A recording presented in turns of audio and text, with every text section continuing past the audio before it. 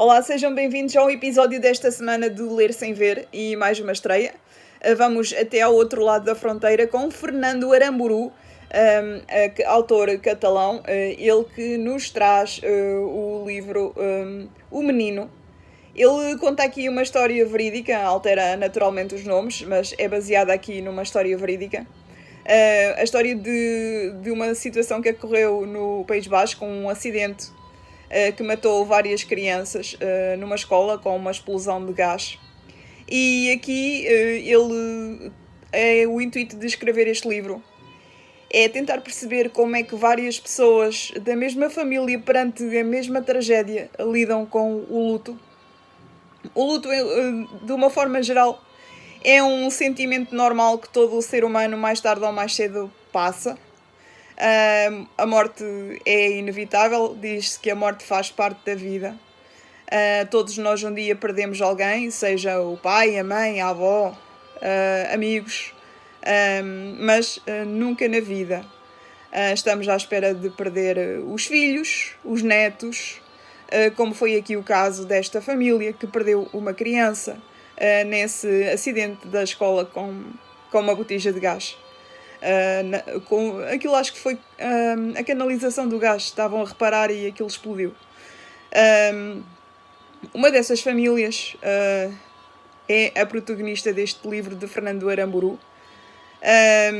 Temos a mãe, o pai e principalmente o avô, que até ao fim da sua vida ele estava bastante debilitado, bastante doente, e ele sempre negou a morte do neto. Até porque se calhar ele sentiu-se culpado por ter ido levar o menino à escola naquele dia, quando aconteceu a tragédia.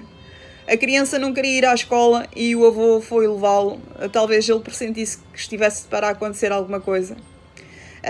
Os pais queriam se desfazer dos objetos pessoais, dos pertences, até do quarto da criança.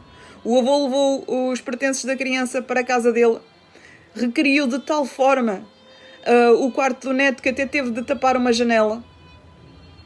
Era o avô que levava o neto a passearem imaginariamente, traçava planos para ele, enfim, aquele avô nunca se resignou à morte do neto.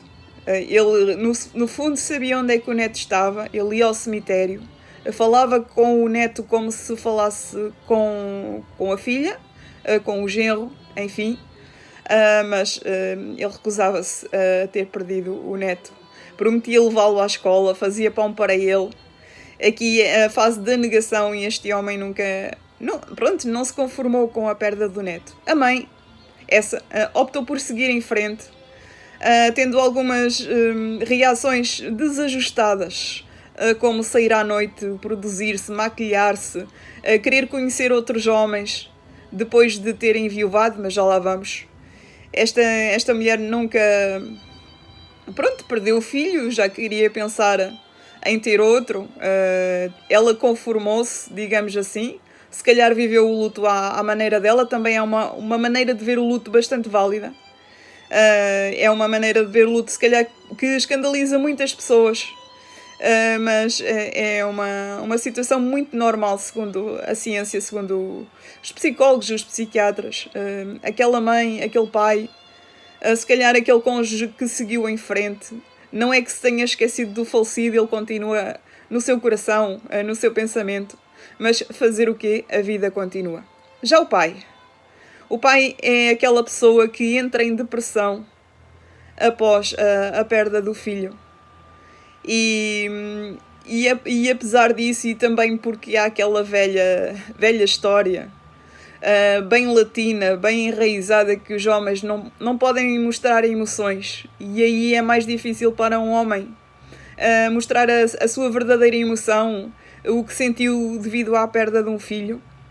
E aqui este homem, o Zé Miguel, o pai desta criança, acaba por entrar mesmo em depressão, até porque ele atravessava outra situação, pensava que ia ser despedido da fábrica, etc. E depois ele acaba por morrer numa situação trágica.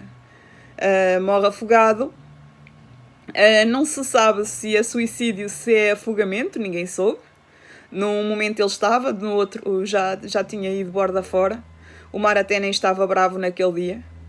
E aqui fica sempre a dúvida se ele se suicidou, se teve uma morte acidental, mas aí 90% vai para o facto de ele se ter suicidado, porque ele não estava lá muito satisfeito com a vida após a morte do filho.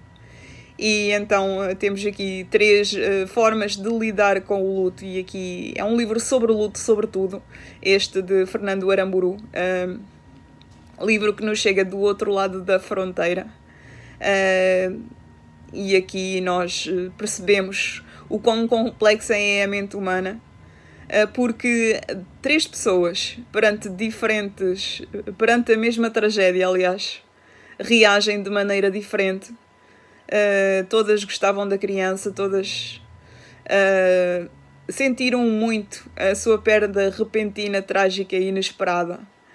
Mas todas estas 3 pessoas, aqui muito baseado no avô, mas todas estas pessoas reagiram de 3 formas diferentes. E é isso que torna, se calhar, a mente humana um objeto de estudo tão impressionante, tão interessante. E é isto que temos por aqui hoje, um livro que nos faz pensar, porque mais cedo ou mais tarde nós ou já enfrentamos ou vamos enfrentar o luto, a perda de alguém que amamos, a perda de alguém que nos diz algo. E por mais que tentemos assumir que a morte faz parte da vida, nunca estamos preparados para perder alguém, muito menos alguém nas circunstâncias em que este menino partiu. E é isto que trago aqui hoje. Para a semana volto com um novo episódio de Ler Sem Beber, e boas leituras, boa semana.